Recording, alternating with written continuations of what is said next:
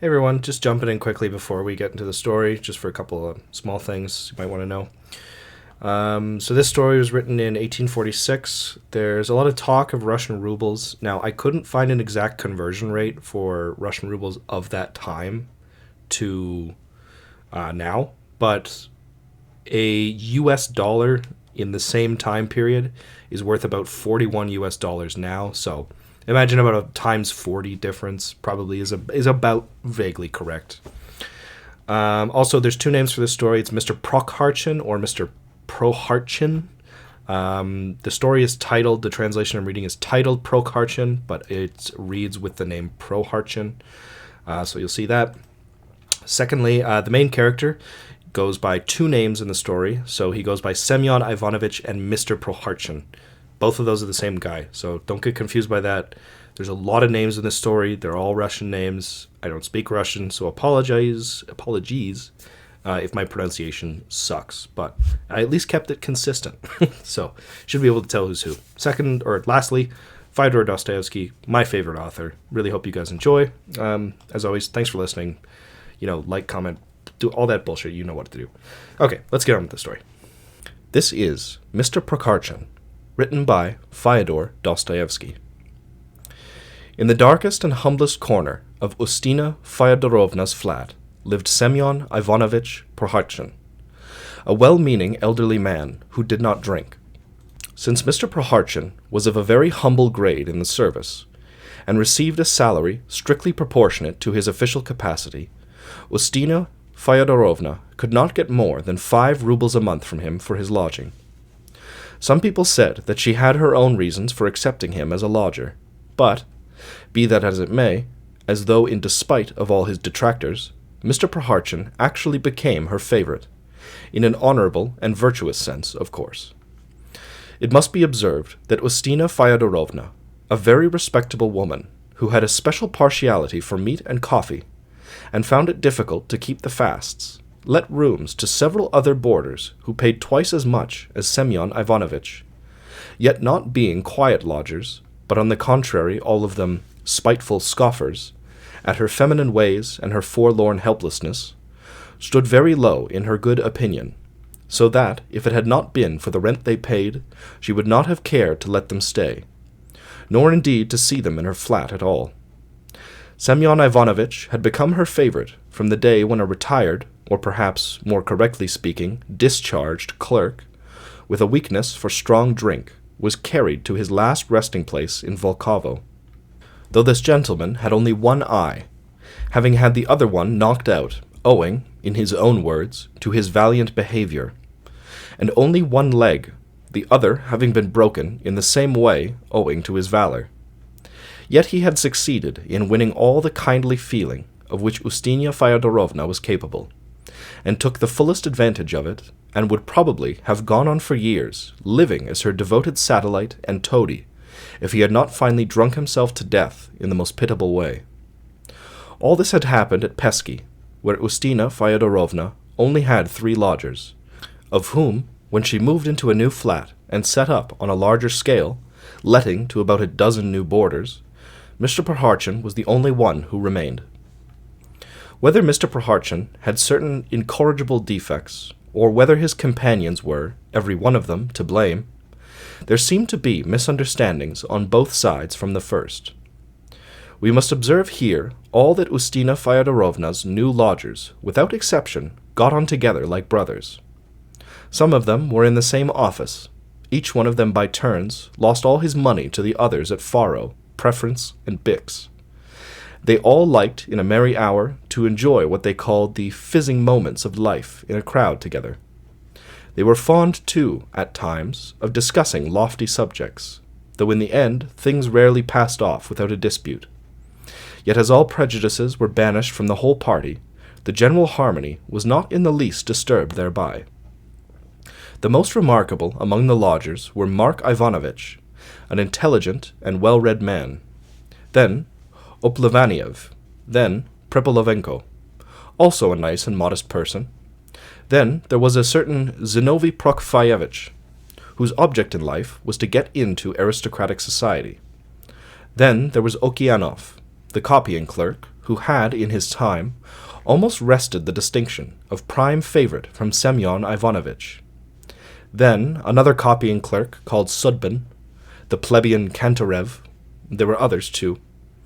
But to all these people, Semyon Ivanovitch was, as it were, not one of themselves. No one wished him harm, of course, for all had from the very first done Prokharchin justice, and had decided, in Mark Ivanovitch's words, that he, Prokharchin, was a good and harmless fellow, though by no means a man of the world, trustworthy, and not a flatterer, who had, of course, his failings, but that, if he were sometimes unhappy, it was due to nothing else but lack of imagination. What is more, Mr. Prokharchin, though deprived in this way of imagination, could never have made a particularly favorable impression from his figure or manners, upon which scoffers are fond of fastening. Yet his figure did not put people against him. Mark Ivanovitch, who was an intelligent person, formally undertook Semyon Ivanovitch's defense, and declared in rather happy and flowery language that Prokharchin was an elderly and respectable man, who had long, long ago passed the age of romance. And so, if Semyon Ivanovitch did not know how to get on with people, it must have been entirely his own fault. The first thing they noticed was the unmistakable parsimony and stinginess of Semyon Ivanovitch. That was at once observed and noted, for Semyon Ivanovitch would never lend anyone his teapot, even for a moment, and that was the more unjust, as he himself hardly ever drank tea, but when he wanted anything drank, as a rule, rather a pleasant decoction of wild flowers and certain medicinal herbs, of which he always had a considerable store. His meals, too, were quite different from the other lodgers. He never, for instance, permitted himself to partake of the whole dinner, provided daily by Ustina Fyodorovna for the other boarders. The dinner cost half a ruble. Semyon Ivanovitch paid only 25 kopecks in copper, and never exceeded it, and so took either a plate of soup with pie, or a plate of beef. Most frequently he ate neither soup nor beef, but he partook in moderation of white bread with onion, curd, salted cucumber, or something similar, which was a great deal cheaper, and he would only go back to his half-ruble dinner when he could stand it no longer. Here the biographer confesses that nothing would have induced him to allude to such realistic and low details, positively shocking and offensive to some lovers of the heroic style, if it were not that these details exhibit one peculiarity, one characteristic, in the hero of the story. For Mr. Prokharchin was by no means so poor as to be unable to have regular and sufficient meals, though he sometimes made out that he was. But he acted as he did, regardless of obloquy and people's prejudices, simply to satisfy his strange whims, and from frugality and excessive carefulness. All this, however, will be much clearer later on, but we will beware of boring the reader with the description of all Semyon Ivanovitch's whims, and will omit, for instance, the curious and very amusing description of his attire. And, in fact, if it were not for Ustina Fyodorovna's own reference to it, we should hardly have alluded even to the fact that Semyon Ivanovitch never could make up his mind to send his linen to the wash. Or, if he ever did so, it was so rarely that in the intervals one might have completely forgotten the existence of linen on Semyon Ivanovitch. From the landlady's evidence, it appeared that Semyon Ivanovitch, bless his soul, poor lamb, for 20 years had been tucked away in his corner, without caring what folks thought. For all the days of his life on earth he was a stranger to socks, handkerchiefs, and all such things. And what is more, Ustina Fyodorovna had seen with her own eyes, thanks to the decrepitude of the screen, that the poor dear man sometimes had had nothing to cover his bare skin. Such were the rumors in circulation after Semyon Ivanovitch's death. But in his lifetime, and this was one of the most frequent occasions of dissension, he could not endure it if anyone, even somebody on friendly terms with him, poked his inquisitive nose uninvited into his corner, even through an aperture in the decrepit screen. He was a taciturn man, difficult to deal with, and prone to ill health. He did not like people to give him advice. He did not care for people who put themselves forward either, and if anyone jeered at him or gave him advice unasked, he would fall foul of him at once, put him to shame, and settle his business. You are a puppy, and you are a featherhead. You are not one to give advice, so there. You mind your own business, sir. You'd better count the stitches in your own socks, sir, so there. Semyon Ivanovitch was a plain man, and never used the formal mode of address to anyone. He could not bear it either when someone who knew his little ways would begin, from pure sport, pestering him with questions, such as what he had in his little trunk. Semyon Ivanovitch had one little trunk. It stood under his bed, and was guarded like the apple of his eye, and though everyone knew there was nothing in it except old rags, 2 or 3 pairs of damaged boots, and all sorts of rubbish, yet Mr. Prokharchin prized his property very highly, and they used even to hear him, at one time, express dissatisfaction with his old but still sound lock, and talk of getting a new one of a special German pattern, with a secret spring and various complications. When on one occasion Zinovy Prokofyevitch, carried away by the thoughtlessness of youth, gave expression to the very coarse and unseemly idea that Semyon Ivanovitch was probably hiding and treasuring something in his box to leave to his descendants, everyone who happened to be by was stupefied at the extraordinary effects of Zinovy Prokofyevitch's sally. At first, Mr. Prokharchin could not find suitable terms for such a crude and coarse idea. For a long time, words dropped from his lips quite incoherently, and it was only after a while they made out that Semyon Ivanovitch was reproaching Zinovy Prokofyevitch for some shabby action in the remote past. Then they realized that Semyon Ivanovitch was predicting that Zinovy Prokofyevitch would never get into aristocratic society, and that the tailor to whom he owed a bill for his suits would beat him, would certainly beat him, because the puppy had not paid him for so long. And finally, "You puppy, you," Semyon Ivanovitch added, "here you want to get into the hussars, but you won't. I tell you, you make a fool of yourself. And I tell you what, you puppy, when your superiors know all about it, they will take you and make you a copying clerk, so that will be the end of it. Do you hear, puppy?"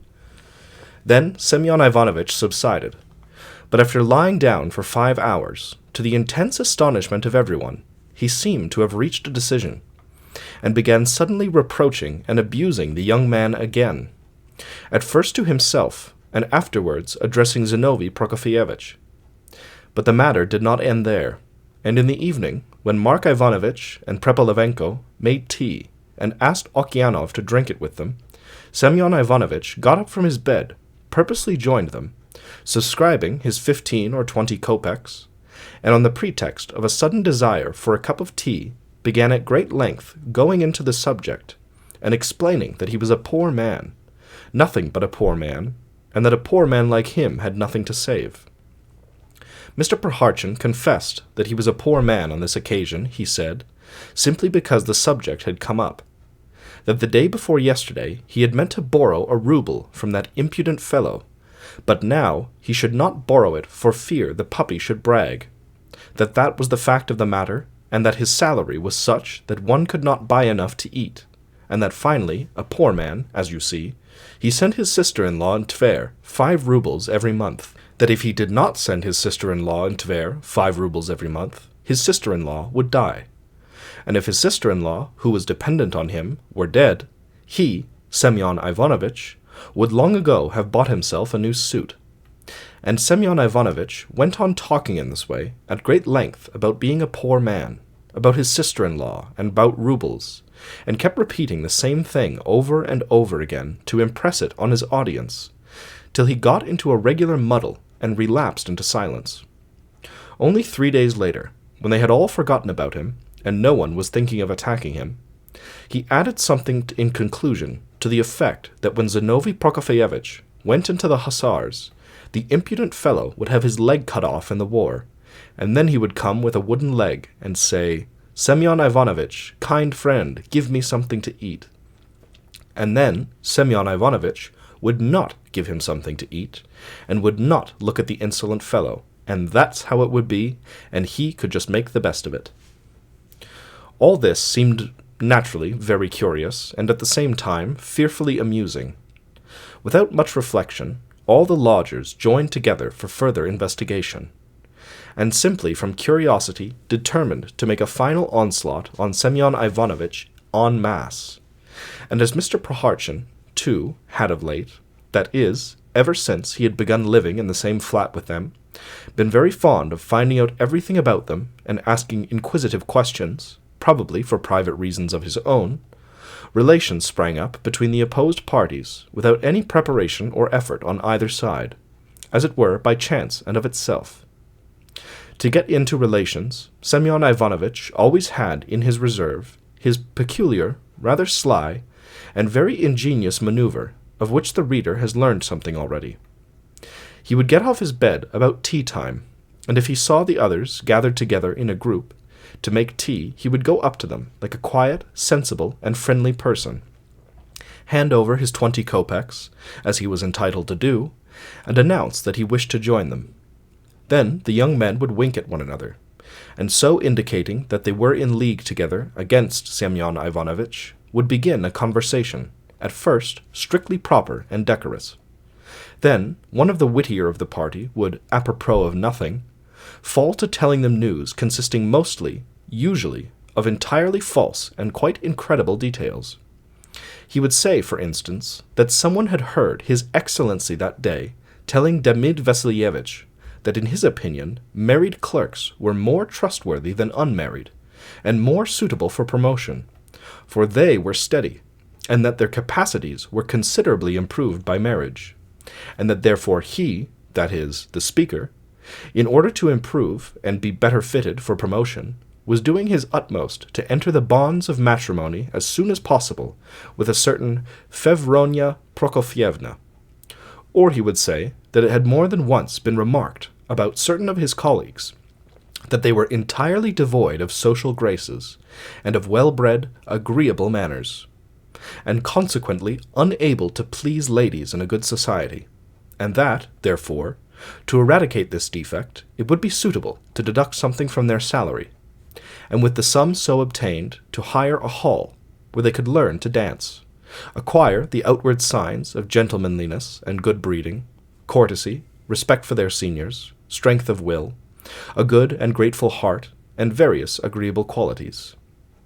Or he would say that it was being arranged that some of the clerks, beginning with the most elderly, were to be put through an examination in all sorts of subjects to raise their standard of culture, and in that way, the speaker would add, all sorts of things would come to light, and certain gentlemen would have to lay their cards on the table.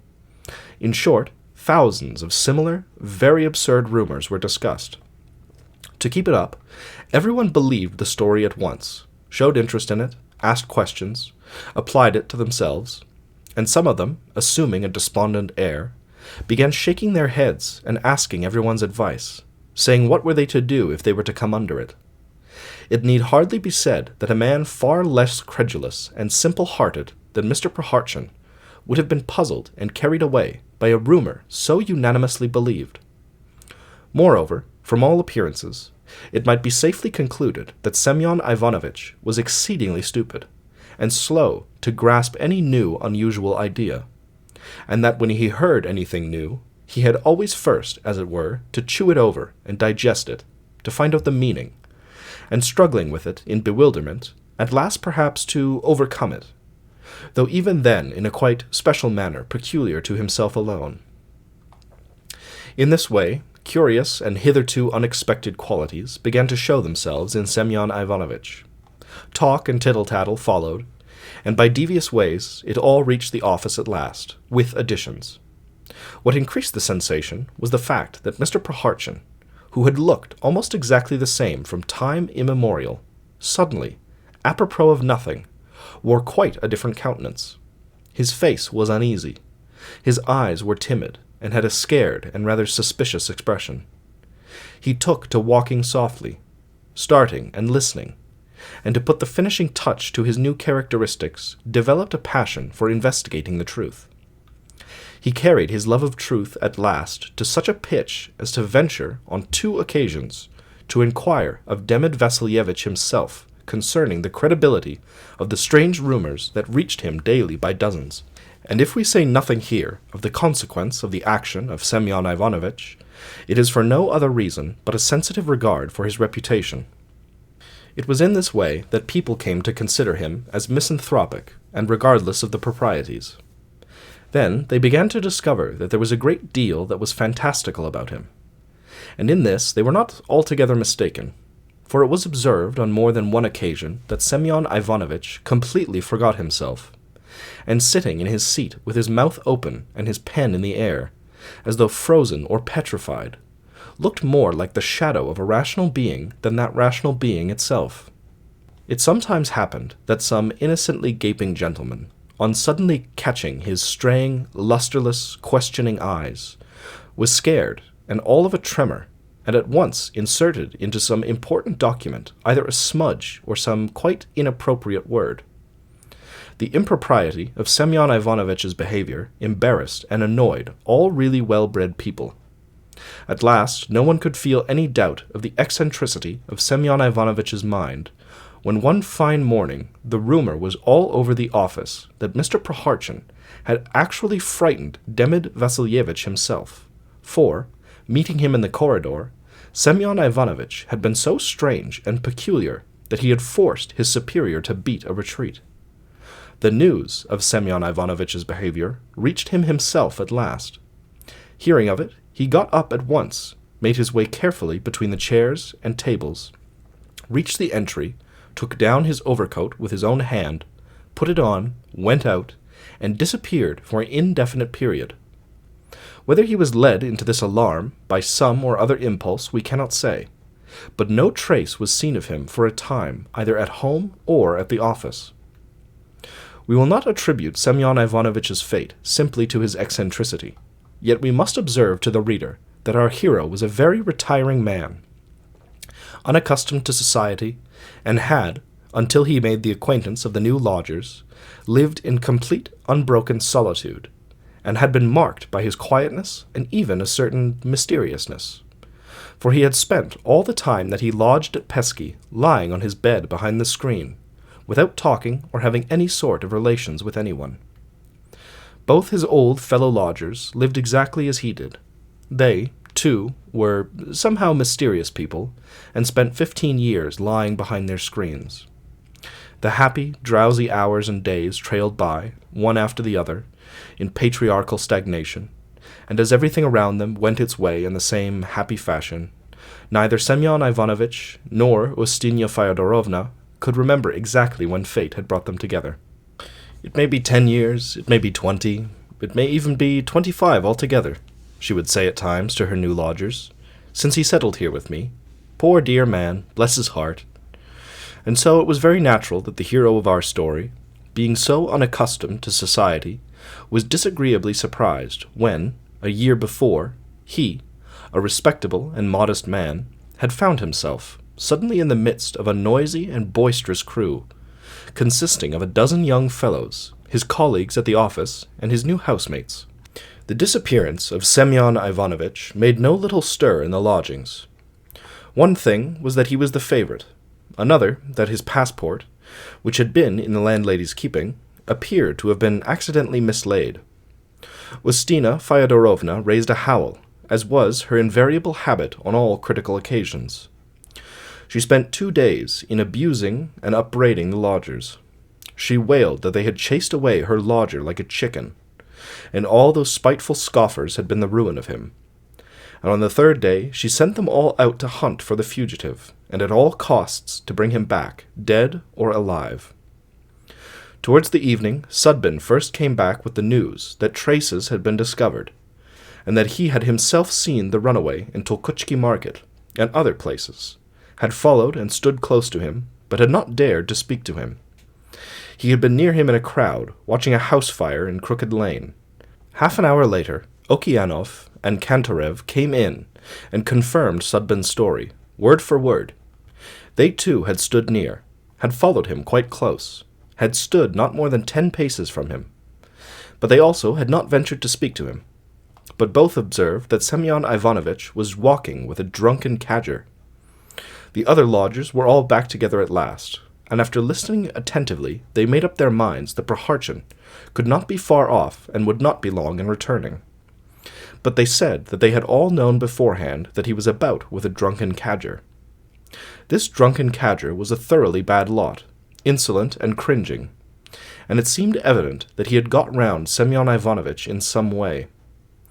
He had turned up just a week before Semyon Ivanovitch's disappearance in company with Remnev, and had spent little time in the flat telling them that he had suffered in the cause of justice, that he had formerly been in the service in the provinces, that an inspector had come down on them, that he and his associates had somehow suffered in a good cause, that he had come to Petersburg and fallen at the feet of Porfiry Grigorievitch, that he had been got, by interest, into a department, but through the cruel persecution of fate he had been discharged from there too, and that afterwards, through reorganization, the office itself had ceased to exist, and that he had not been included in the new revised staff of clerks, owing as much to direct incapacity for official work as to capacity for something else quite irrelevant.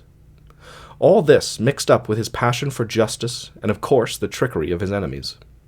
After finishing his story, in the course of which Mr. Zimoveykin more than once kissed his sullen and unshaven friend Remnev, he bowed down to all in the room in turn, not forgetting Avdotya the servant, called them all his benefactors, and explained that he was an undeserving, troublesome, mean, insolent, and stupid man, and that good people must not be hard on his pitiful plight and simplicity. After begging for their kind protection, Mr. Zimoveykin showed his livelier side, grew very cheerful, kissed Ustina Fyodorovna's hands, in spite of her modest protests that her hand was coarse and not like a lady's, and towards evening promised to show the company his talent in a remarkable character dance. But next day his visit ended in a lamentable denouement, either because there had been too much character in the character dance, or because he had, in Ustina Fyodorovna's own words, somehow insulted her and treated her as no lady, though she was on friendly terms with Yaroslav Ilyich himself, and if she liked, might not long ago have been an officer's wife. Zimoveykin had to steer for home the next day. He went away, came back again, was again turned out with ignominy, then wormed his way into Semyon Ivanovitch's good graces, robbed him incidentally of his new breeches, and now it appeared he had led Semyon Ivanovitch astray.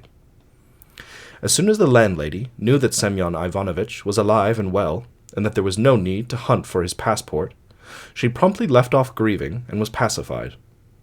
Meanwhile, some of the lodgers determined to give the runaway a triumphal reception. They broke the bolt and moved away the screen from Mr. Prokharchin's bed, rumpled up the bed a little, took the famous box, put it at the foot of the bed, and on the bed laid the sister-in-law, that is, a dummy made up of an old kerchief, a cap, and a mantle of the landlady's, such an exact counterfeit of a sister-in-law that it might have been mistaken for one. Having finished their work, they waited for Semyon Ivanovitch to return, meaning to tell him that his sister-in-law had arrived from the country and was there behind his screen, poor thing, but they waited and waited. Already, while they waited, Mark Ivanovitch had staked and lost half a month's salary to Pripalavenko and Kantorev. Already, Okeanov's nose had grown red and swollen, playing flips on the nose and 3 cards.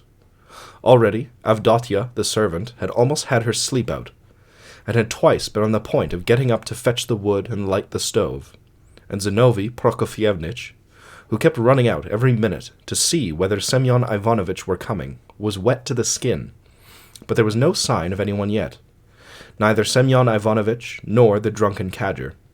At last everyone went to bed, leaving the sister-in-law behind the screen in readiness for any emergency, and it was not until 4 o'clock that a knock was heard at the gate. But when it did come, it was so loud that it quite made up the expectant lodgers for all the wearisome trouble they had been through. It was he himself, Semyon Ivanovitch, Mr. Prokharchin, but in such a condition that they all cried out in dismay, and no one thought about the sister-in-law. The lost man was unconscious. He was brought in, or more correctly, carried in, by a sopping and tattered night cabman. To the landlady's question where the poor dear man had got so groggy, the cabman answered, Why, he's not drunk and has not had a drop. That I can tell you for sure. But seemingly a faintness has come over him, or some sort of a fit, or maybe he's been knocked down by a blow.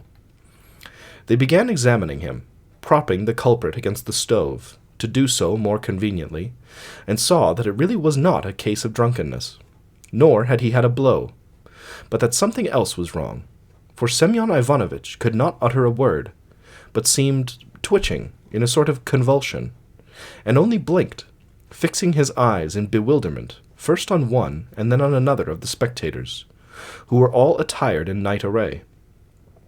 Then they began questioning the cabman, asking where he had got him from. "Why, from folks out Kolomna way," he answered. "Deuce knows what they are. Not exactly gentry, but merry, rollicking gentlemen. So he was like this when they gave him to me. Whether they had been fighting, or whether he was in some sort of a fit, goodness knows what it was, but they were nice, jolly gentlemen." Semyon Ivanovitch was taken, lifted high on the shoulders of 2 or 3 sturdy fellows, and carried to his bed. When Semyon Ivanovitch, on being put in bed, felt the sister-in-law, and put his feet on his sacred box, he cried out at the top of his voice, squatted up almost on his heels, and, trembling and shaking all over, with his hands and his body, he cleared a space as far as he could in his bed, while gazing with a tremulous but strangely resolute look at those present. He seemed, as it were, to protest that he would sooner die than give up the 100th part of his poor belongings to anyone. Semyon Ivanovitch lay for 2 or 3 days, closely barricaded by the screen, and so cut off from all the world and all its vain anxieties. Next morning, of course, everyone had forgotten about him. Time, meanwhile, flew by as usual. Hour followed hour, and day followed day. The sick man's heavy, feverish brain was plunged in something between sleep and delirium. But he lay quietly, and did not moan or complain. On the contrary, he kept still and silent, and controlled himself, lying low in his bed, just as the hare lies close to the earth when it hears the hunter. At times a long, depressing stillness prevailed in the flat, a sign that the lodgers had all gone to the office, and Semyon Ivanovitch, waking up, could relieve his depression by listening to the bustle in the kitchen, where the landlady was busy close by, or to the regular flop of Avdotya's downtrodden slippers as, sighing and moaning, she cleared away, rubbed and polished, tidying all the rooms in the flat. Whole hours passed by in that way, drowsy, languid, sleepy, wearisome, like the water that dripped with a regular sound from the locker into the basin in the kitchen. At last the lodgers would arrive, one by one or in groups, and Semyon Ivanovitch could very conveniently hear them abusing the weather, saying they were hungry, making a noise, smoking, quarreling, making friends, playing cards, and clattering the cups as they got ready for tea. Semyon Ivanovitch mechanically made an effort to get up and join them, as he had a right to do at tea, but he at once sank back into drowsiness, and dreamed that he had been sitting a long time at the tea-table, having tea with them and talking, and that Zinovy Prokofyevitch had already seized the opportunity to introduce into the conversation some scheme concerning sisters-in-law, and the moral relation of various worthy people to them. At this point, Semyon Ivanovitch was in haste to defend himself and reply, but the mighty formula that flew from every tongue, it has more than once been observed, cut short all his objections, and Semyon Ivanovitch could do nothing better than begin dreaming again that today was the 1st of the month, and that he was receiving money in his office. Undoing the paper round it on the stairs, he looked about him quickly, and made haste, as fast as he could, to subtract half of the lawful wages he had received, and conceal it in his boot. Then, on the spot, on the stairs, quite regardless of the fact that he was in bed and asleep, he made up his mind when he reached home to give his landlady what was due for board and lodging, then to buy certain necessities, and to show anyone it might concern, as if it were casually and unintentionally, that some of his salary had been deducted, that now he had nothing left to send his sister-in-law, then to speak with commiseration of his sister-in-law, to say a great deal about her the next day and the day after, and 10 days later to say something casually again about her poverty, that his companions might not forget. Making this determination, he observed that Andrei Efimovitch, that everlastingly silent, bald little man who sat in his office 3 rooms from where Semyon Ivanovitch sat, and hadn't said a word to him for 20 years, was standing on the stairs, that he too was counting his silver rubles, and shaking his head. He said to him, "Money! If there's no money, there will be no porridge," he added grimly as he went down the stairs, and just at the door he ended, "And I have 7 children, sir." Then the little bald man, probably equally unconscious that he was acting as a phantom, and not as a substantial reality, held up his hand about 30 inches from the floor, and, waving it vertically, muttered that the eldest was going to school. Then glancing with indignation at Semyon Ivanovitch, as though it were Mr. Prokharchin's fault that he was the father of 7, pulled his old hat down over his eyes, and with a whisk of his overcoat he turned to the left and disappeared. Semyon Ivanovitch was quite frightened, and though he was fully convinced of his own innocence in regard to the unpleasant accumulation of 7 under one roof, yet it seemed to appear that in fact no one else was to blame but Semyon Ivanovitch. Panic-stricken, he set off running, for it seemed to him that the bald gentleman had turned back, was running after him, and meant to search him and take away all his salary, insisting upon the undisputable number 7, and resolutely denying any possible claim of any sort of sisters-in-law upon Semyon Ivanovitch. Prokharchin ran and ran, gasping for breath. Beside him was running, too, an immense number of people, and all of them were jingling their money in the tail pockets of their skimpy little dress coats. At last everyone ran up. There was the noise of fire engines, and whole masses of people carried him almost on their shoulders, up to that same house on fire which he had watched last time in company with the drunken cadger. The drunken cadger, alias Mr. Zimovyankin, was there now, too. He met Semyon Ivanovitch, made a fearful fuss, took him by the arm, and led him into the thickest part of the crowd. Just as then, in reality, all about them was the noise and uproar of an immense crowd of people, flooding the whole of Fontanka embankment between the 2 bridges, as well as all the surrounding streets and alleys. Just as then, Semyon Ivanovitch, in company with the drunken cadger, was carried along behind a fence, where they were squeezed through as though in pincers in a huge timber yard full of spectators, who had gathered from the street, from Tolkuchki market, and from all the surrounding houses, taverns, and restaurants. Semyon Ivanovitch saw all this, and felt as he had done at the time. In the whirl of fever and delirium, all sorts of strange figures began flitting before him. He remembered some of them. One of them was a gentleman who had impressed everyone extremely, a man 7 feet high, with whiskers half a yard long, who had been standing behind Semyon Ivanovitch's back during the fire, and had given him encouragement from behind, when our hero had felt something like ecstasy, and had stamped as though intending thereby to applaud the gallant work of the firemen, from which he had an excellent view from his elevated position. Another was the sturdy lad from whom our hero had received a shove, by way of a lift onto another fence, when he had been disposed to climb over it, possibly to save someone. He had a glimpse, too, of the figure of the old man with a sickly face, in an old wadded dressing-gown, tied around the waist, who had made his appearance before the fire in a little shop buying sugar and tobacco for his lodger, and who now, with a milk can and a quart-pot in his hands, made his way through the crowd to the house in which his wife and daughter were burning together with 13.5 rubles in the corner under the bed. But most distinct of all was the poor, sinful woman of whom he had dreamed more than once during his illness. She stood before him now as she had done back then, in wretched bark shoes and rags, with a crutch and a wicker basket on her back. She was shouting more loudly than the firemen or the crowd, waving her crutch and her arms, saying that her own children had turned her out, and that she had lost 2 coppers in consequence. The children and the coppers and the children, were mingled together in an utterly incomprehensible muddle, from which everyone withdrew baffled after vain efforts to understand.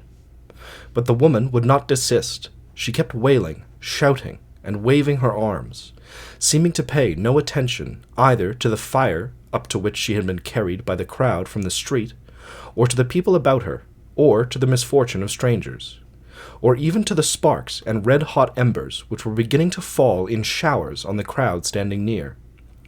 At last, Mr. Prokharchin felt that a feeling of terror was coming upon him, for he saw clearly that all this was not, so to say, an accident, and that he would not get off scot-free.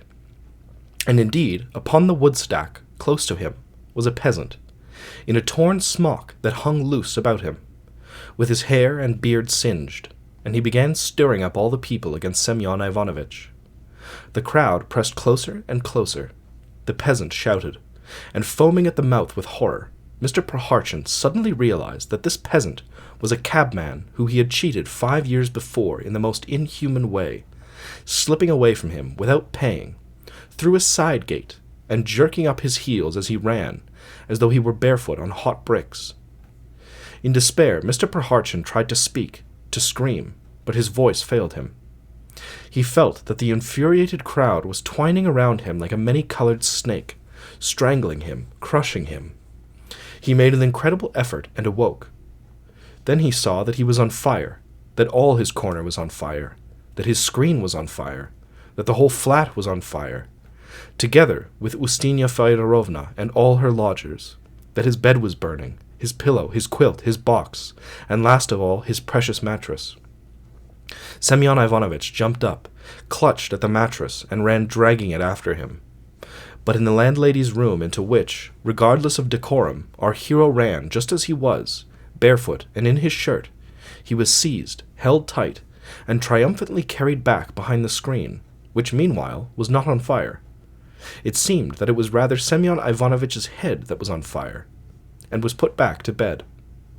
It was just as some tattered, unshaven, ill-humored organ-grinder puts away in his travelling box the punch who has been making an upset, drubbing all the other puppets, selling his soul to the devil, and who at last ends his existence till the next performance in the same box with the devil, the negroes, the Perrault, and Mademoiselle Katerina with her fortunate lover, the captain. Immediately, everyone, old and young, surrounded Semyon Ivanovitch, standing in a row around his bed, and fastening eyes full of expectation on the invalid. Meantime he had come round to himself, but from the shame or some other feeling, began pulling up the quilt over him, apparently wishing to hide himself under it from the attention of his sympathetic friends. At last Mark Ivanovitch was the first to break silence, and as a sensible man, he began saying in a very friendly way that Semyon Ivanovitch must keep calm, that it was too bad and a shame to be ill, that only little children behaved like that he must get well and go to the office. Mark Ivanovitch ended by a little joke, saying that no regular salary had yet been fixed for invalids, and as he knew for a fact that their grade would be very low in the service, to his thinking anyway, their call or condition did not promise great and substantial advantages. In fact, it was evident that they were all taking genuine interest in Semyon Ivanovitch's fate and were very sympathetic. But with incomprehensible rudeness, Semyon Ivanovitch persisted in lying in bed in silence, and obstinately pulling the quilt higher and higher over his head. Mark Ivanovitch, however, would not be gainsaid, and restraining his feelings, said something very honeyed to Semyon Ivanovitch again, knowing that that was how he ought to treat a sick man. But Semyon Ivanovitch would not feel this. On the contrary, he muttered something between his teeth with the most distrustful air, and suddenly began glancing askance from right to left in a hostile way, as though he would have reduced his sympathetic friends to ashes with his eyes. It was no use letting it stop there.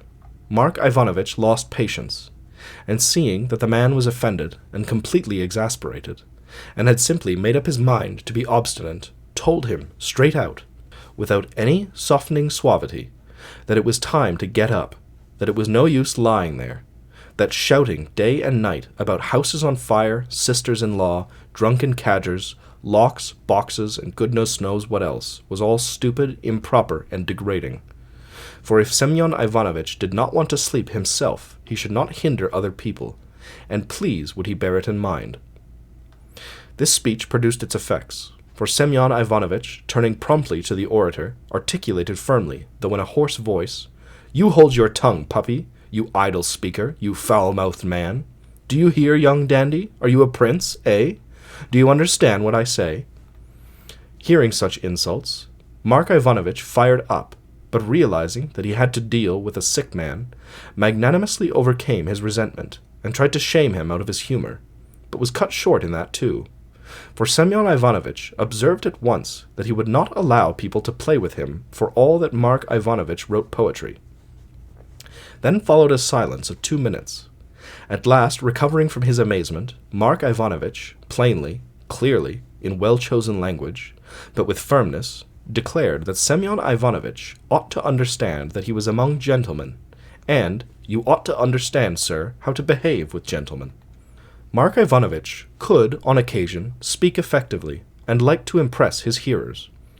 But, probably, from the habit of years of silence, Semyon Ivanovitch talked and acted somewhat abruptly, and, moreover, when he did, on occasion, begin a long sentence, as he got further into it, every word seemed to lead to another word, that other word to a third word, that third to a fourth, and so on, so that his mouth seemed brimming over.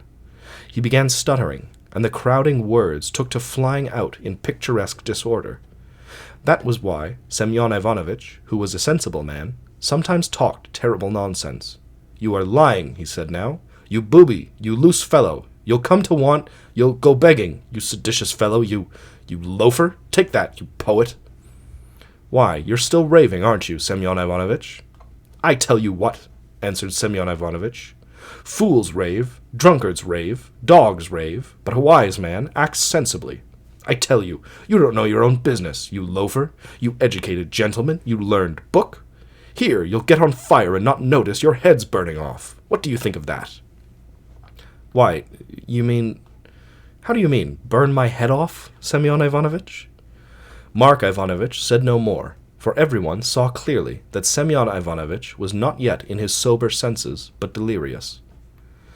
But the landlady could not resist remarking at this point that the house in Crooked Lane had been burnt owing to a bald wench, that there was a bald-headed wench living in there, that she had lighted a candle and set fire to the lumber room, but nothing would happen in her place, and everything would be all right in the flats. "But look here, Semyon Ivanovitch," cried Zinovy Prokofyevitch, losing patience and interrupting the landlady. "You old fogey, you old crook, you silly fellow. Are they making jokes with you now about your sister-in-law, or examinations and dancing? Is that it? Is that what you think?" "Now I tell you what," answered our hero, sitting up in bed and making a last effort in a paroxysm of fury with his sympathetic friends. "Who's the fool? You are the fool. A dog is a fool, you joking gentleman. But I am not going to make jokes to please you, sir. Do you hear, puppy? I am not your servant, sir." Semyon Ivanovitch would have said something more, but he fell back in bed helpless. His sympathetic friends were left gaping in perplexity, for they understood now what was wrong with Semyon Ivanovitch and did not know how to begin. Suddenly the kitchen door creaked and opened, and the drunken cadger, Elias, Mr. Zimoveykin, timidly thrust in his head, cautiously sniffing round the place as his habit was. It seemed as though he had been expected. Everyone waved to him at once to come quickly, and Zimoveykin, highly delighted, with the utmost readiness and haste, jostled his way to Semyon Ivanovitch's bedside. It was evident that Zimoveykin had spent the whole night in vigil, and in great exertions of some sort. The right side of his face was plastered up. His swollen eyelids were wet from his running eyes. His coat and all his clothes were torn, while the whole left side of his attire was bespattered with something extremely nasty, possibly mud from a puddle. Under his arm was somebody's violin, which he had been taking somewhere to sell. Apparently, they had not made a mistake in summoning him to their assistance. Foreseeing the position of affairs, he addressed the delinquent at once, and with the air of a man who knows what he is about and feels that he has the upper hand, said, "What are you thinking about? Get up, Senka. What are you doing, a clever chap like you? Be sensible, or I shall pull you out of the bed, if you are obstreperous. Don't be obstreperous." This brief but forcible speech surprised them all. Still more were they surprised when they noticed that Semyon Ivanovitch, hearing all this and seeing this person before him, was so flustered and reduced to such confusion and dismay that he could scarcely mutter through his teeth, in a whisper, the inevitable protest. "Go away, you wretch," he said. You are a wretched creature. You are a thief. Do you hear? Do you understand? You are a great swell, my fine gentleman, you regular swell." "No, my boy," Zimoveykin answered emphatically, retaining all his presence of mind. "You're wrong there, you wise fellow, you regular Prokharchin." Zimoveykin went on, parodying Semyon Ivanovitch and looking around rather gleefully. "Don't be obstreperous. Behave yourself, Senka. Behave yourself, or I'll give you away. I'll tell them all about it, my lad. Do you understand?"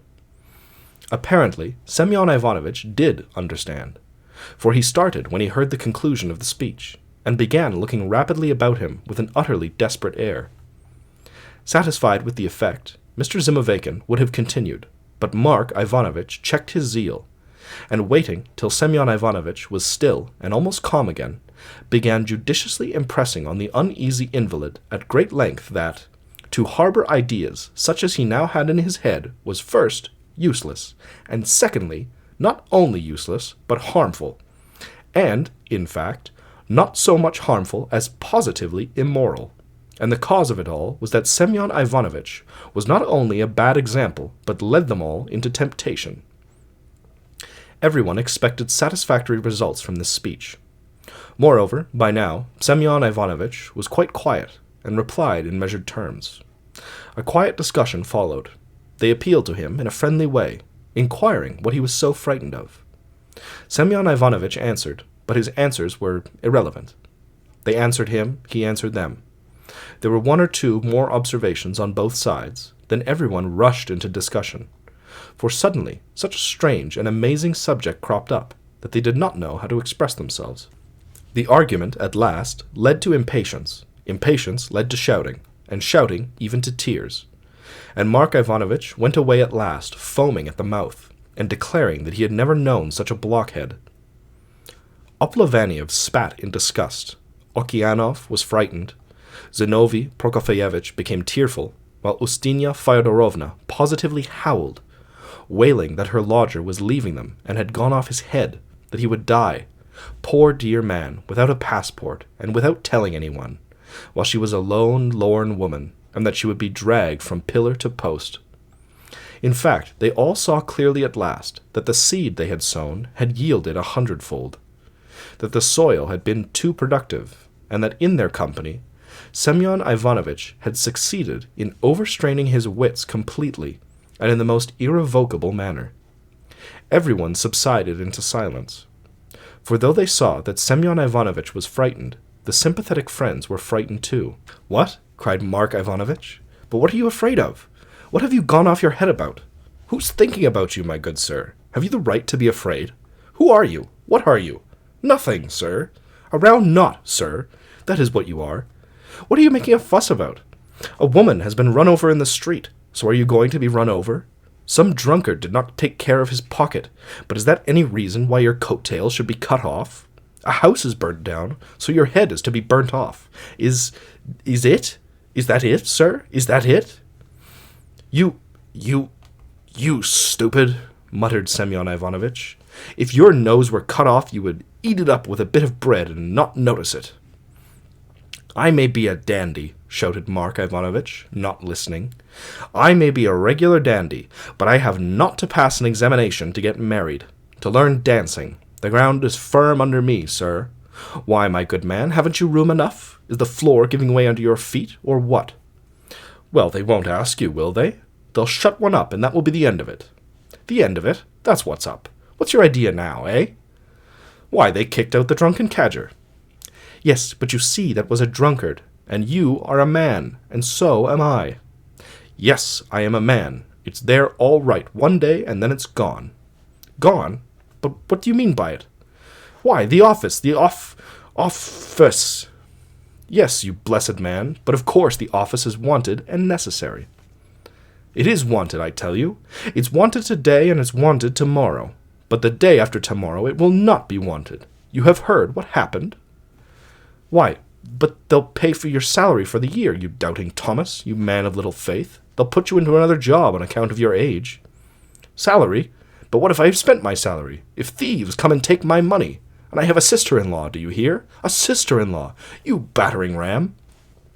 A sister-in-law? You are a man. Yes, I am a man. But you are a well-read gentleman and a fool. Do you hear, you battering ram? You regular battering ram. That's what you are. I am not talking about your jokes. But there are jobs such that all of a sudden they are done away with. And Demid, do you hear? Demid Vasilyevich says that the post will be done away with. I bless you with your Demid, you sinner. Why, you know, in a twinkling of an eye you'll be left without a post, and then you'll just have to make the best of it. Why, are you simply raving, or clean off your head? Tell us plainly, what have you done? Own up if you have done something wrong. It's no use being ashamed. Are you off your head, my good man? He's off his head! He's off his head! They all cried, and wrung their hands in despair, while the landlady threw both her arms around Mark Ivanovitch for fear he should tear Semyon Ivanovitch to pieces. You heathen! You heathenish soul! You wise man! Zimoveykin besought him. Senka, you are not a man to take offense. You are a polite, prepossessing man. You are simple. You are good. Do you hear? It all comes from your goodness. Here I am, a ruffian and a fool. I am a beggar, but good people haven't abandoned me. No fear. You see, they treat me with respect. I thank them and the landlady. Here, you see, I bow down to the ground to them. Here, see. I am paying what is due to you, landlady. At this point, Zimoveykin swung off with pedantic dignity to a low bow right to the ground. After that, Semyon Ivanovitch would have gone on talking, but this time they would not let him. They all intervened, began entreating him, assuring him, comforting him, and succeeded in making Semyon Ivanovitch thoroughly ashamed of himself. And at last, in a faint voice, he asked leave to explain himself. Very well, then, he said. I am prepossessing. I am quiet. I am good, faithful, and devoted. To the last drop of my blood, you know. Do you hear, you puppy, you swell? Granted, the job is going on. But you see, I am poor. And what if they take it? Do you hear, you swell? Hold your tongue and try to understand. They'll take it, and that's all about it. It's going on, brother, and then not going on. Do you understand? And I shall go begging my bread, do you hear? Senka, Zimoveykin bawled frantically, drowning the general hubbub with his voice. You are seditious. I'll inform against you. What are you saying? Who are you? Are you a rebel, you sheep's head? A rowdy, stupid man they would turn off without a character. But what are you? Well, that's just it. What? Well, there it is. How do you mean? Why, I am free. He's free, and here one lies and one thinks. What? What if they say I am seditious? Seditious? Senka, you seditious! Stay, cried Mr. Prokharchin, waving his hand and interrupting the rising uproar. That's not what I mean. Try to understand. Only try to understand, you sheep. I am law-abiding. I am law-abiding today. I am law-abiding tomorrow, and then all of a sudden they kick me out and call me seditious. What are you saying? Mark Ivanovitch thundered at last, jumping up from the chair on which he had sat down to rest, running up to the bed, and in a frenzy shaking with vexation and fury. What do you mean, you sheep? You've nothing to call your own. Why, are you the only person in the world? Was the world made for you, do you suppose? Are you Napoleon? What are you? Who are you? Are you Napoleon, eh? Tell me, are you Napoleon? But Mr. Prokharchin did not answer this question. Not because he was overcome with shame at being a Napoleon, and was afraid of taking upon himself such a responsibility. No, he was incapable of disputing further, or saying anything. His illness had reached a crisis. Tiny teardrops gushed suddenly from his glittering, feverish gray eyes. He hid his burning head in his bony hands that were wasted by illness, sat up in bed, and, sobbing, he began to say that he was quite poor, that he was a simple, unlucky man, that he was foolish and unlearned. He begged kind folks to forgive him, to take care of him, to protect him, to give him food and drink, not to leave him in want. And goodness knows what else Semyon Ivanovitch said. As he uttered this appeal, he looked about him in wild terror, as though he were expecting the ceiling to fall or the floor to give way. Everyone felt his heart soften and moved to pity as he looked at the poor fellow. The landlady, sobbing and wailing like a peasant woman at her forlorn condition, laid the invalid back in bed with her own hands. Mark Ivanovich, seeing the uselessness of touching upon the memory of Napoleon, instantly relapsed into kindliness and came to her assistance. The others, in order to do something, suggested raspberry tea, saying that it always did good at once and that the invalid would like it very much. But Zimoveykin contradicted them all, saying there was nothing better than a good dose of chamomile or something of that sort. As for Zinovy Prokofyevich, having a good heart, he sobbed and shed tears in his remorse for having frightened Semyon Ivanovitch with all sorts of absurdities, and gathering from the invalid's last words that he was quite poor and needing assistance, he proceeded to get up a subscription for him, confining it for a time to the tenants of the flat. Everyone was sighing and moaning. Everyone felt sorry and grieved, and yet all wondered how it was a man could be so completely panic-stricken. And what was he frightened about? It would have been all very well if he had had a good post, had a wife, a lot of children. It would have been excusable if he were being hauled up before the court on some charge or other. But he was a man, utterly insignificant, with nothing but a trunk and a German lock. He had been lying more than 20 years behind his screen, saying nothing, knowing nothing of the world nor of trouble, saving his halfpence, and now, at a frivolous, idle word, the man had actually gone off his head, was utterly panic-stricken at the thought he might have a hard time of it. And it never occurred to him that everyone has a hard time of it. If he would only take that into consideration, Okeanov said afterwards, that we all have a hard time, then the man would have kept his head, would have given up his antics, and would have put up with things, one way or another.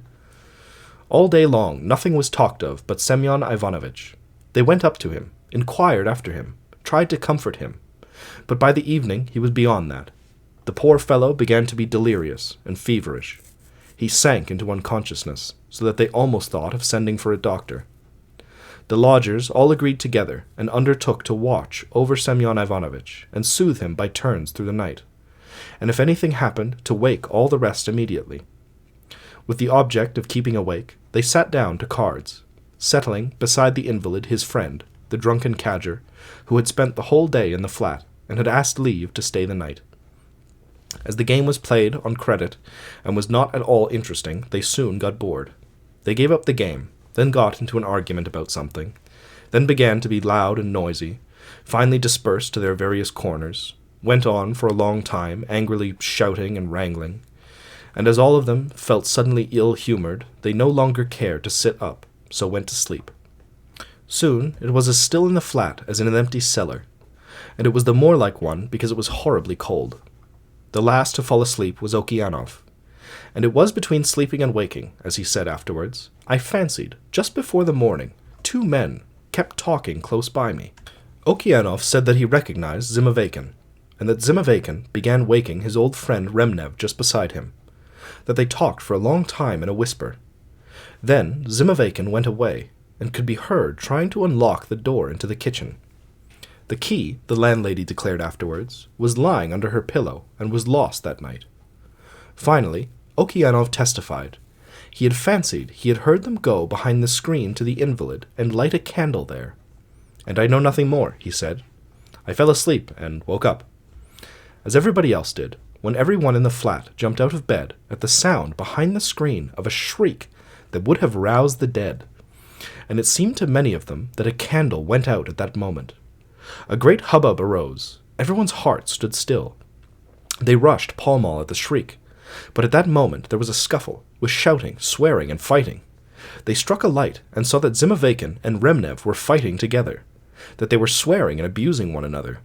And as they turned the light on them, one of them shouted, "It's not me, it's this ruffian!" And the other, who was Zimoveykin, was shouting, "Don't touch me! I've done nothing! I'll take my oath any minute!" Both of them looked hardly like human beings, but for the first minute they had no attention to spare for them. The invalid was not where he had been behind the screen. They immediately parted the combatants and dragged them away, and saw that Mr. Prokharchin was lying under the bed. He must, while completely unconscious, have dragged the quilt and pillow after him, so that there was nothing left on the bedstead but the bare mattress, old and greasy. He had never had sheets. They pulled Semyon Ivanovitch out, stretched him on the mattress, but soon realized that there was no need to make trouble over him, that he was completely done for. His arms were stiff, and he seemed all to pieces.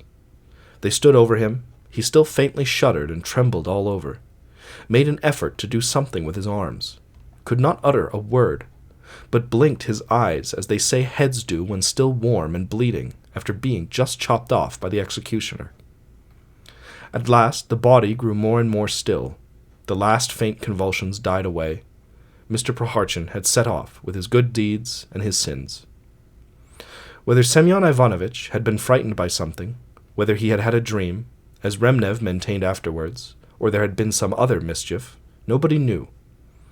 All that can be said is that if the head clerk has made his appearance at that moment in the flat and announced that Semyon Ivanovitch was dismissed for sedition, insubordination, and drunkenness, if some old draggle-tailed beggar-woman had come in at the door, calling herself Semyon Ivanovitch's sister-in-law, or if Semyon Ivanovitch had just received 200 rubles as a reward, or if the house had caught fire and Semyon Ivanovitch's head had been really burning, he would in all probability not have deigned to stir a finger in any of these eventualities.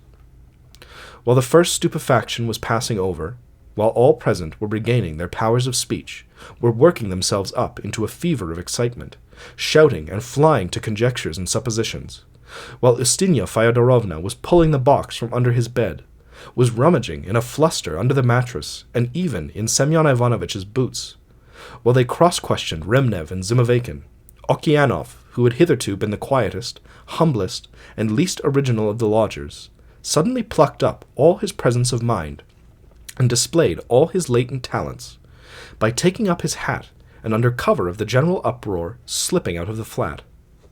And just when the horrors of disorder and anarchy had reached their height in the agitated flat, till then so tranquil, the door opened, and suddenly there descended upon them, like snow upon their heads, a personage of gentlemanly appearance, with a severe and displeased-looking face. Behind him, Yaroslav Ilyitch. Behind Yaroslav Ilyitch, his subordinates, and the functionaries whose duty it is to be present on such occasions, and behind them all, much embarrassed, Mr. Okeanov.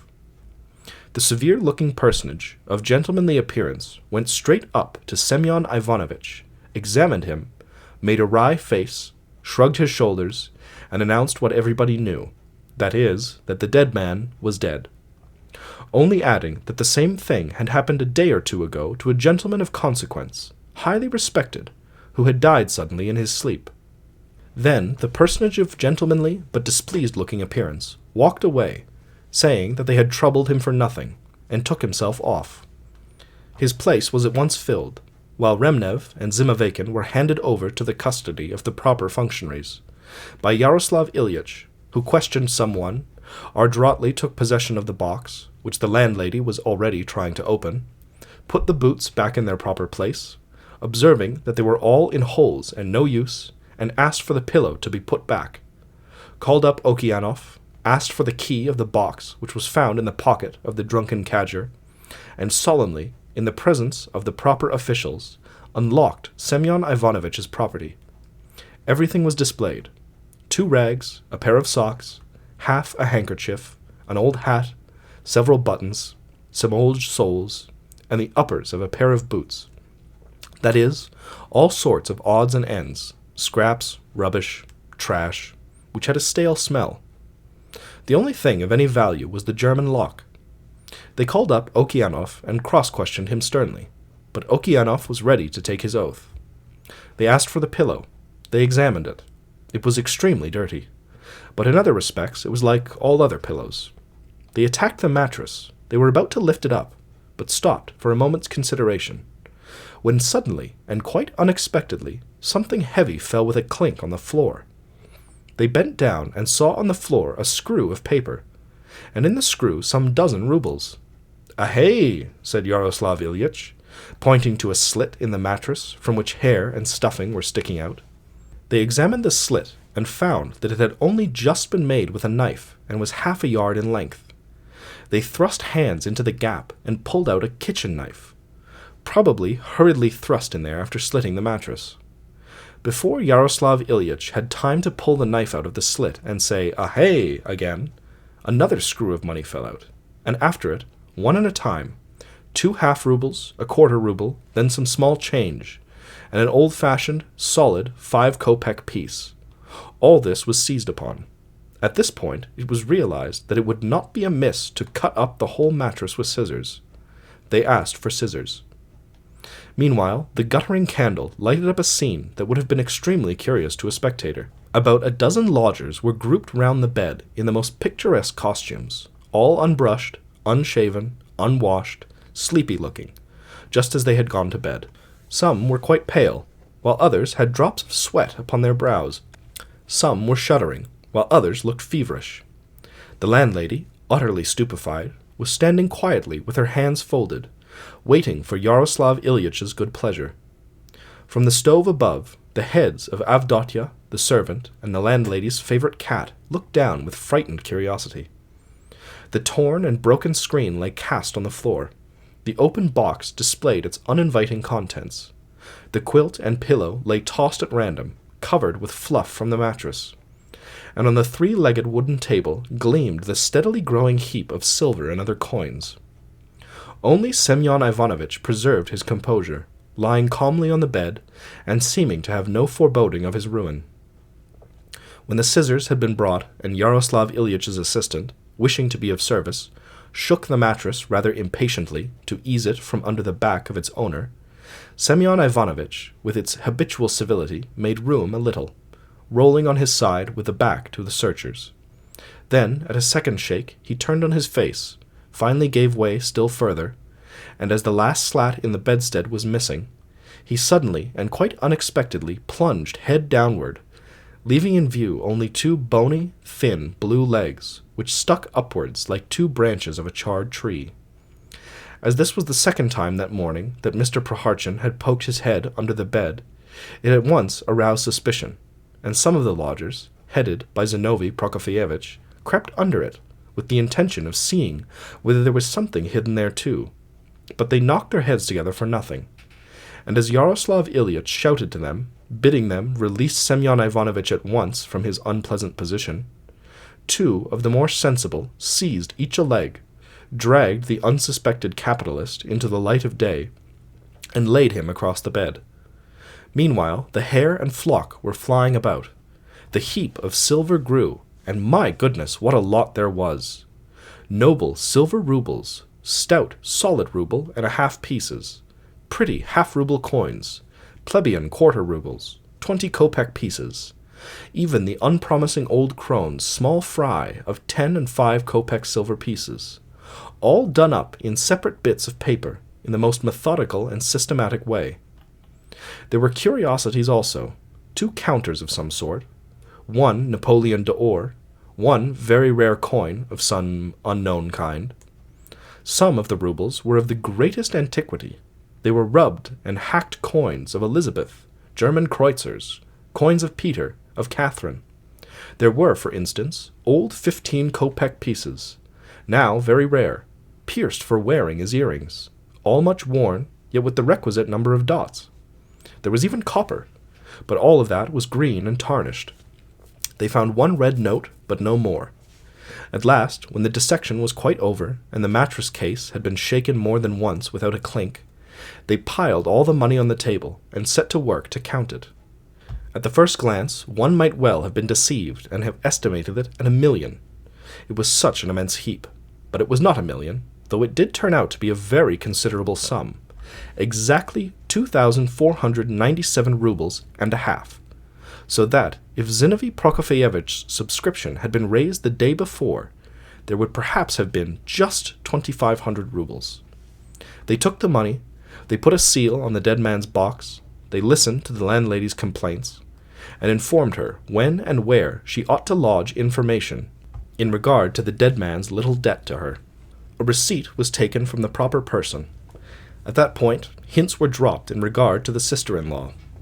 But being persuaded that in a certain sense the sister-in-law was a myth, that is, a product of the defective imagination with which they had more than once reproached Semyon Ivanovitch, they abandoned the idea as useless, mischievous, and disadvantageous to the good name of Mr. Prokharchin, and so the matter ended. When the first shock was over, When the lodgers had recovered themselves and realized their sort of person their late companion had been, they all subsided, relapsed into silence, and began looking distrustfully at one another. Some seemed to take Semyon Ivanovitch's behavior very much to heart, and even to feel affronted by it. What a fortune! So the man had saved up like this. Not losing his composure, Mark Ivanovitch proceeded to explain why Semyon Ivanovitch had been so suddenly panic-stricken, but they did not listen to him. Zinovy Prokofyevitch was very thoughtful. Okeanov had a little to drink. The others seemed rather crestfallen, while a little man, called Kantarev, with a nose like a sparrow's beak, left the flat that evening after very carefully packing up and cording all his boxes and bags, and coldly explaining to the curious that times were hard and that the terms here were beyond his means. The landlady wailed without ceasing, lamenting for Semyon Ivanovitch, and cursing him for having taken advantage of her lorn state. Mark Ivanovitch was asked why the dead man had not taken his money to the bank. He was too simple, my good soul. He hadn't enough imagination, answered Mark Ivanovitch. Yes, and you have been too simple, too, my good woman, Okeanov put in. For 20 years the man kept himself close here in your flat, and here he's been knocked down by a feather, while you went on cooking cabbage soup and had no time to notice it. Aha, my good woman! Oh, the poor dear, the landlady went on. What need of a bank? If he'd brought me his pile and said to me, "Take it, Ustinyushka. Poor dear, here is all I have. Keep and board me in my helplessness, so long as I am on earth. Then by the holy icon I would have fed him. I would have given him drink. I would have looked after him. Ah, the sinner! Ah, the deceiver! He deceived me. He cheated me. A poor lone woman." They went up to the bed again. Semyon Ivanovitch was lying properly now, dressed in his best, though indeed it was his only suit, hiding his rigid chin behind a cravat which was tied rather awkwardly, washed, brushed, but not quite shaven, because there was no razor in the flat. The only one, which had belonged to Zinovy Prokofyevitch, had lost its edge a year ago, and had been very profitably sold at Tolkuchki market. The others used to go to the barber's. They had not yet had time to clear up the disorder. The broken screen lay as before, and exposing Semyon Ivanovitch's seclusion, seemed like an emblem of the fact that death tears away the veil from all our secrets, our shifty dodges and intrigues. The stuffing from the mattress lay about in heaps. The whole room, suddenly so still, might well have been compared by a poet to the ruined nest of a swallow, broken down and torn to pieces by the storm, the nestlings and their mother killed, and their warm little bed of fluff, feather, and flock scattered about them. Semyon Ivanovitch, however, looked more like a conceited, thievish old cock-sparrow. He kept quite quiet now, seemed to be lying low, as though he were not guilty, as though he had had nothing to do with the shameless, conscienceless, and unseemingly duping and deception of all these good people. He did not heed now the sobs and wailing of his bereaved and wounded landlady. On the contrary, like a wary, callous capitalist, anxious not to waste a minute in idleness, even in the coffin, he seemed to be wrapped up in some speculative calculation. There was a look of deep reflection in his face, while his lips were drawn together with a significant air, of which Semyon Ivanovitch, during his lifetime, had not been suspected of being capable. He seemed, as it were, to have grown shrewder. His right eye was, as it were, slyly screwed up. Semyon Ivanovitch seemed wanting to say something, to make some very important communication and explanation, and without loss of time, because things were complicated, and there was not a minute to lose, and it seemed as though they could hear him.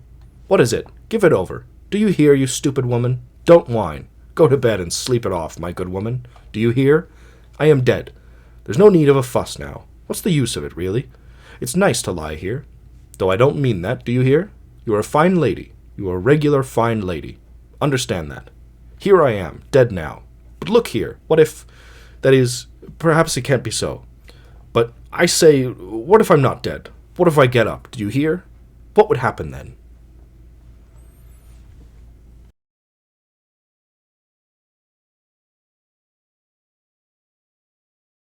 "What?" cried Mike Ivanovitch.